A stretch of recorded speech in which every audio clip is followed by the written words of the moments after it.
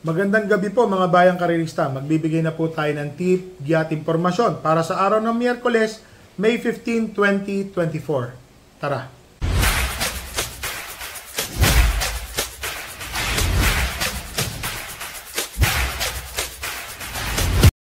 Mga bayang karerista, meron pong hinandang 7 karera para sa araw na to. Pakita ko po muna sa inyo. Yan po. So, ito po. Pasensya na po kayo. Yung pong JC stable, deactivated po muna. Meron lang po kasi tayong re-resolve na problema sa quadra na kailangan po is matutukan po natin ang gusto. And then, pagka naayos na po natin yan, saka po tayo magbabalik para po ma-activate na po natin yan. Kailangan lang po namin maayos po ito agad sa lalong madaling panahon. Ito po, yung mga nagtatanong po, biyahe daw po ba yung kabayo natin na si Tiposi? Hindi po. Labas po sa amin nung trainer ko po yan. Ito po, meron po akong taya dito. Yung ticket po na taya ko, nandito po sa akin. Double. Lahat po ng taya ko, nandito. Sana nga kung mapapakita ko po sa inyo, pakilapit nga sa monitor. Ito po papakita ko lang po, in-track po yan. Yan po ang taya.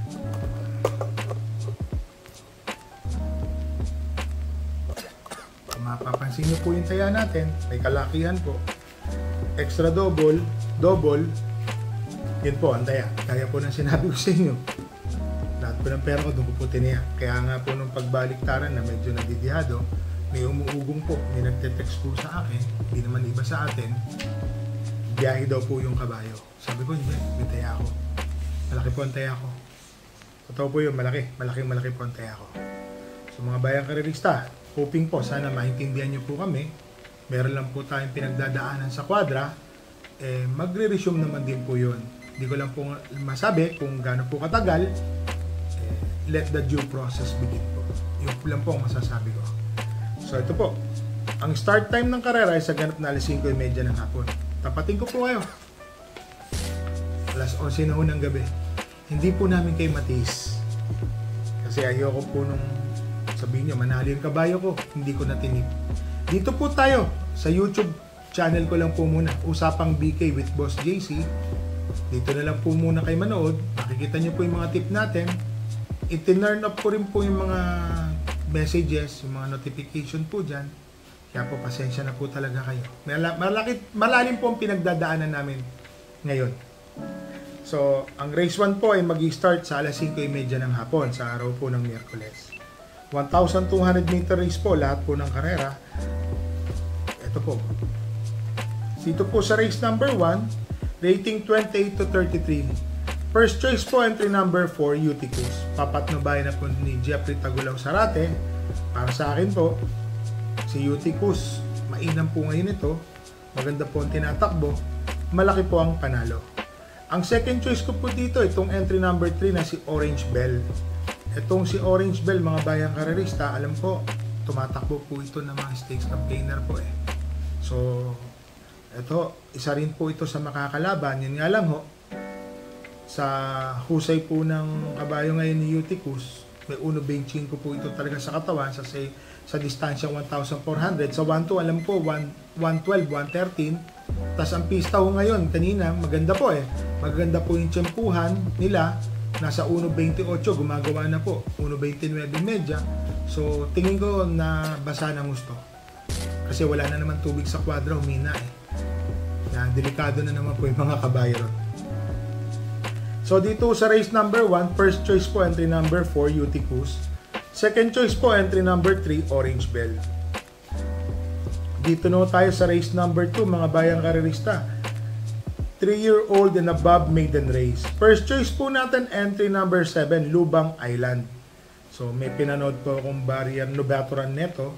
Ang inam po, nakapigil hanggang pagsungaw ng meta. Kalahating katawan lang po yung nanalong. Pwersado po yung nanalo ron, nakalimutan ko po yung pangalan. Pero si Lubang Island po yung segundo. 2 kwartos po, puro pigil, nakapermis. Tingin ko, ito po ang horse to beat dito. At ang second choice ko po dito, itong entry number 3 na si Follow the Ruler. Ito pong si Follow the Ruler, mga bayang karerista, May napanood din po akong takbo nito. Matuling kabayo. So para sa akin po, isa rin po ito sa makakalaban nila rito. May tuling kabayo po ito si Follow the Ruler. Yun nga lang, baka mapahirapan po ni Sound of Silence. Ito pong si Sound of Silence, matuling kabayo po. So dito po sa race number 2, first choice po entry number 7, Lubang Island. Second choice entry number 3, Follow the Ruler. So dito na tayo sa race number 3, mga bayang karerista, 8 runners po. 16 to 21 split. First choice po, angkop sa kanya ang distansya. Entry number 7, Distant Thunder. Tumakbo po ito nung nakaraan, entry number 1. Maganda po yung ginawang pacing. Segundo po siya. Nametahan po siya ni Moment of Truth. So para sa akin po, horse to beat po ito dito. Tingin ko po, lamang po ito si Distant Thunder. First choice ko po yan. Ang second choice ko po dito yung couple entering 1 and 1A, Baba Boom and 1A Destiny. So si Baba Boom, mga bayang karerista, pwede po itong sumunod. Kung sakaling si Distant Thunder po is mapapahirapan po ni Hombre, Arrogante at AP Factor, tingin ko po papabor po kay Baba Boom ang karera po. So dito po sa race number 3, first choice po entry number 7, Distant Thunder. Second choice po 1 and 1A, Baba Boom and 1A Destiny. So dito na tayo sa race number 4, mga bayang karerista, 8 runners po. First choice po, mapakatuling kabayo. Entry number 6, Tokyo Rumba. Para sa akin po, ito pong kabayan si Tokyo Rumba, malaki po ang panalo nito, mga bayang karerista ha. Si Tokyo Rumba po, nung nakaraan, segundo po ito sa takbuhan. Kaya sa tingin ko po, may panalo po ito. Ang second choice ko po dito, yung entry number 3 na si Rahabago. Kaya lang ko kasi si Rahabago medyo off the pace Pero lumalapit po lahat ng takbo niya. Tingin ko may panalo rin po ito si Rahabago. So dito po sa race number 4, first choice po entry number 6, Tokyo Rumba. Second choice po entry number 3, Rahabago. Dagdag ko lang po, ngayon ko lang napansin. Entry number 8 po, Keep the Jade. Maganda po ang pinakita nung nakaraan nito. Tingin ko, nagsilbing batak lang po ito nung nakaraan takbo ha. Keep the Jade. Napakabilis po na kabayo. Nandoon. Nag-falter lang po to last 50 or 75 meters. May ginam po yan. So dito na tayo sa race number 5, mga bayang karerista. 6 to 10 split. First choice po, entry number 5, Cool Mom. Ito pong si Cool Mom, mababa na po sa laban, matuling kabayo po ito, marunong sumunod. Lahat po ng tinatapos ni Cool Mom, always in the money, kundi po segundo, tersero, nandoon po itong kabayo na to. So sa tingin ko po, malaki po ang panalo nito na si Cool Mom. Ang second choice ko po dito, matuling kabayo na entry number 7, Sun Moon Lake. Ito pong si Sun Moon Lake, mga bayang karerista, wala po akong nakitang makakasunod agad sa facing niya. Maliban lang po dito kay Promero Soldado at yung entry number 3 na si Cole is Arol. Matuling din po yan. Pero yung pacingan po, matuling po talaga si Sun Moon Lake. So dito po sa race number 5, first choice po entry number 5, Cool Mom. Second choice po entry number 7, Sun Moon Lake. Dito na tayo sa race number 6, mga bayang karerista, 6 runners po. 8 runners po ito, 1,200 meters, 11 to 15 split. First choice po, entry number 7, Antonio de la Mugis. Ito pong si Antonio de la Mugis, mga bayang karerista, nung nakaraan po, tersero po ito last race. Para sa akin po, malaki po ang panalo nito ni Antonio de la Mugis. Ed G. Guerra, minus 3 kilograms. Tingin ko po sa 51.5. Kayang-kaya na po nitong lumipad. Ang second choice ko po dito ay matuling kabayo, entry number 6, Lucky Julian. Itong si Lucky Julian nung nakaraan, consistent po itong indamani na tumatapos po, segundo, tersero, kwarto, nandoon lang po yan. So para sa akin po, nag-aabang lang po ito ng magandang laban. Bakit ito magandang laban? Yung kayang-kaya po niya yung pacing sa unahan. Baka sakaling lumayo, makalayag, banderang tapos po. Tapusin po niya agad. Naglagay po ako ng third choice. Tingin ko po madidihado. Watch Bell. So kung pagbabasihan po natin si Watch Bell, tingin ko po, malaki po ang panalo nito. Baka dihado pa po ito. So dito po sa race number 6, entry number 7, Antonio de la Mugis. first choice. Second choice po, entry number 6, Lucky Julian. Third choice po, entry number 2, Watch Bell.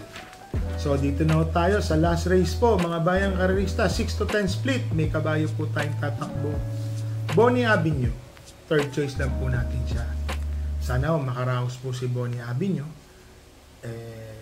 Apprentice rider, minus 3 kilograms po siya, 51.5. Tingin ko, may panalo naman po. Sana makatapos po siya ng karera. Makaraos po ito. Ang first choice ko po dito yung entry number 3 na si Valued Friendship. Mainam na kabayo po ito, balita ko. Mainam, magaling na kabayo po yan. Si Valued Friendship. Yun lang po masasabi ko. Ang second choice ko po dito yung entry number 1 na si I Tell You. Papatnubayan po ni Lester Desos po ito.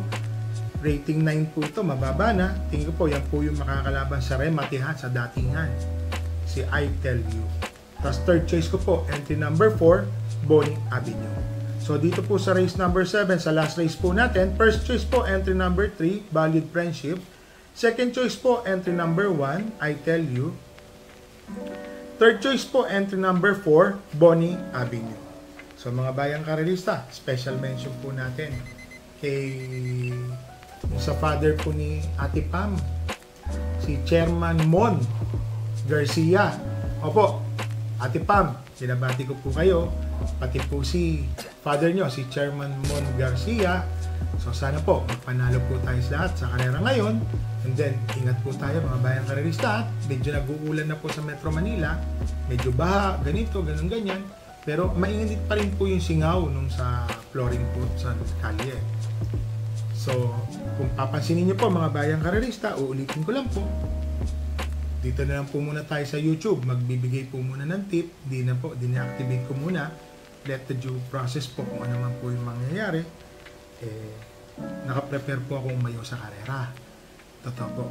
Pero tingnan po natin kung ano po ang mangyayari. At least, isa lang po masasabi ko. Hindi ko po talaga kayo pwedeng matiis. Lalo na po pag sa bigay ng mga tips. Ito po. Yan mo. Meron na rin po akong tip na para sa Friday. Lang mo talaga, hindi rin ako mapakali. Kaya nagbigay na rin po ako ng tip para sa inyo po. Sa mga bayang karalista, isa lang mo masasabi ko sa inyo. Tsaga-tsaga lang po muna tayo kung sakali ano man po mangyaring kalalabasan. Ako po mismo magsasabi sa inyo kung ano pong naging resulta, ano po ang nangyari, kung ganito, ganun, ganyan, marinig nyo man sa iba. Sana po, paniwalaan nyo kung anong sasabihin natin para sa inyo. At yun po, wala naman tayong pagtatakpan dyan. So mga bayang karelista, happy racing po sa inyo and stay safe po.